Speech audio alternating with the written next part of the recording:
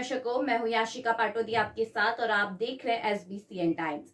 Bulletin में वक्त हो गया है आज की अहम खबरों का। मंदसौर जिले में एक माह से बारिश नहीं होने के कारण किसानों के खेतों में खड़ी सोयाबीन की फसल तबाह और बर्बाद हो गई है।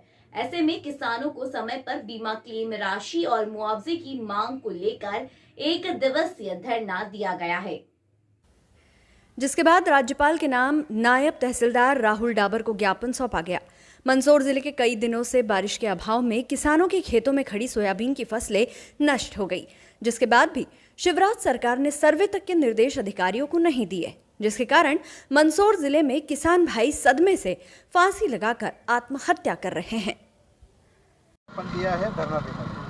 हाँ, ब्लॉक कांग्रेस कमेटी द्वारा ज्ञापन प्राप्त हुआ है जो विभिन्न मांगों के संबंध में है, जिस पे उचित कार्रवाई समय से हम करा लेंगे। बड़वन में भी यहाँ पर ब्रेकर नहीं होने की दुर्घटना होती रही, इस मांग को लेकर भी ज्ञापन दिया है, क्या कुछ कार्रवाई होगी? अभी PWD में मैंने चर्चा कर ली है, सोनगरा जी को बता दिया, तो उन्होंने कहा, आश्वासन दिया कि मैं करा दूंगा।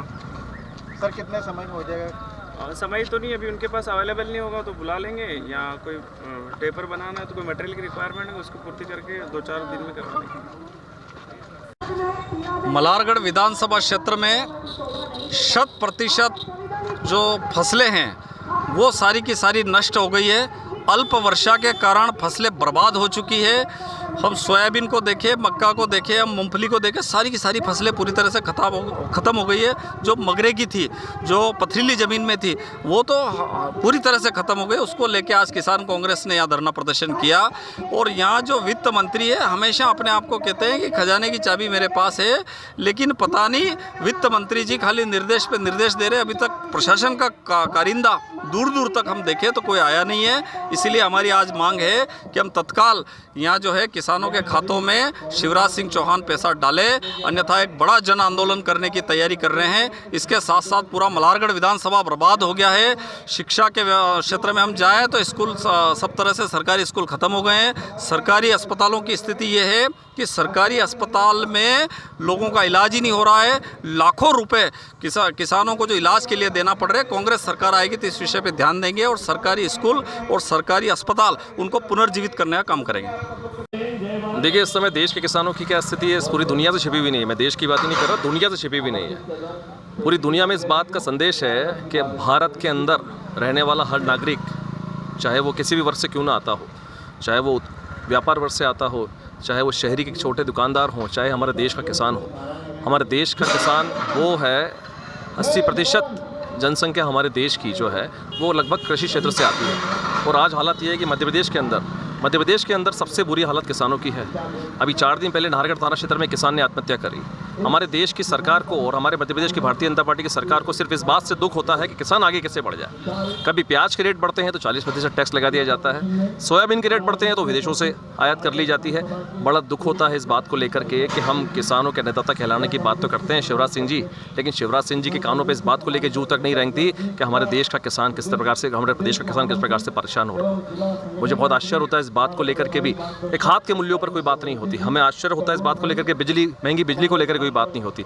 हमारे यहाँ पर 12-12 साल पुराने किसानों को नोटिस दिए जा रहे हैं, उनको गिरफ्तार करके थानों में रखा जाता है। हमारे दमदम गांव के पन्ना लाल जी किसान बहुत वरिष्ठ हैं, 12-13 साल पुराने का नोटिस मिला के उनको 2 दिन थाने में रखा गया। ऐसे कई किसान भाई हैं हमारे जिनको इस बात से एक ही विषय, एक ही मुद्दा नहीं रहा इस देश का, इस प्रदेश का, उसी को लेकर के हमारी ब्लॉक किसान कांग्रेस से आज धरना दिया है। उसके माध्यम से हमने सरकार को, प्रशासन को चेताया भी है कि यदि आपने समय पर इसका कोई परिणाम नहीं दिया सकारात्मक, तो हम इसके खिलाफ और उग्र आंदोलन करेंगे। आज धुंधड़का ब्लॉक किसान कांग्रेस द्वारा जिस प्रकार से हमारे किसान भाइयों की फसलें जो अल्प वर्षा के कारण पूरी तरह से चौपट हो गई, बर्बाद हो गई, उन फसलों की मांग को लेकर, हमारे किसान भाइयों की मांग को लेकर आज धुंधड़का किसान कांग्रेस द्वारा जो एक धरना प्रदर्शन देकर ज्ञापन दिया गया और इस गूंगी बहरी सरकार को जगाने का काम किया गया कि आज हमारा किसान भाई पूरी तरह से बर्बाद हो गया है और वह बर्बादी की कगार पर खड़ा हुआ है। तो उसे जो जिस प्रकार से जो मुआवजा राशि, जो फसलें पूरी तरह से चौपट हुई है, बर्बाद हुई है, उन फसलों का उचित मुआवजा राशि दी जाए किसान भाइयों को। और जिस प्रकार से हमारे किसान भाइयों की जो बीमे की प्रीमियम कटती है वो उनका हक अधिकार है, वो बीमा राशि भी उनको दी जाए, ताकि हमारे किसान भाई आज जो संकट में है उन्हें राहत मिले। और भी हमारे कई मुद्दे थे, 2-3 प्रकार के, जिस प्रकार से जो बिजली कटौती की जा रही है, वो बिजली कटौती भी हमारे किसान भाइयों को पूरी बिजली दी जाए, ताकि हमारे किसान भाई आगे की फसल भी उसको सही ढंग से उसका जो उगा सके। और जो एक हमारा जो रोड का जो मामला है, लगातार इसको हमारे कांग्रेस जन पहले भी उठा रहे हैं। इस रोड की पूरी अनियमितता के द्वारा बनाया गया है, भारतीय जनता पार्टी से के समर्पित ठेकेदारों द्वारा बनाया गया है। इस रोड की जो अनियमितता है, हम शासन प्रशासन से मांग करते हैं कि जल्द से जल्द दूर की जाए इसकी अनियमितता, और जहाँ भी स्पीड ब्रेकर वगैरह और जो कमियां हैं उसे दूर करके करें, नहीं तो हम आगे भी इसके लिए और उग्र आंदोलन करेंगे। देखिएगा, अल्प वर्षा के चलते क्षेत्र का किसान काफ़ी संकट में है। भारतीय जनता पार्टी की सरकार जब जब सत्ता में रही है, चाहे वो प्रदेश हो चाहे केंद्र में रही हो, ये हमेशा इनने पूंजीपति और अंबानी अडानी की बात करी है, किसानों की बात नहीं करी है। और माननीय कमलनाथ जी ने हमेशा किसानों की बात करी है। 2019 में हमने देखा है कि जब अतिवृष्टि हुई थी, उस समय जब अधिकारियों ने यह कहा कि फाइलें पूरी करना पड़ेगी, लेकिन कमलनाथ जी का कहना था कि मुझे फाइलों के पेट नहीं भरना है, मुझे अन्नदाता किसानों के पेट भरना है। और बगैर सर्वे के माननीय कमलनाथ जी ने पर्याप्त मुआवजा दिया, और उसी से हमारे किसानों की दिवाली मनी, हमारे व्यापारियों की दिवाली मनी, और सब खुशहाल रहे। लेकिन अभी आप देख रहे हैं जैसा कि हमारे क्षेत्र में अतिवृष्टि, ओलावृष्टि हुई, भारतीय जनता पार्टी ने सिर्फ सर्वे का खेल खेला है। आज तक किसी भी अन्नदाता किसान के खाते में न तो मुआवजे की राशि आई और न ही बीमे की राशि आई। इसी को लेकर के कांग्रेस लगातार आंदोलन करके, ज्ञापन, धरने के माध्यम से इस गूंगी बहरी सरकार को जगाने का प्रयास कर रही है। लेकिन भारतीय जनता पार्टी की सरकार 18 साल में मोटी चमड़ी की हो गई है, कानों में रुई ठोस के बैठे हुए हैं, कोई सुनने को तैयार नहीं है।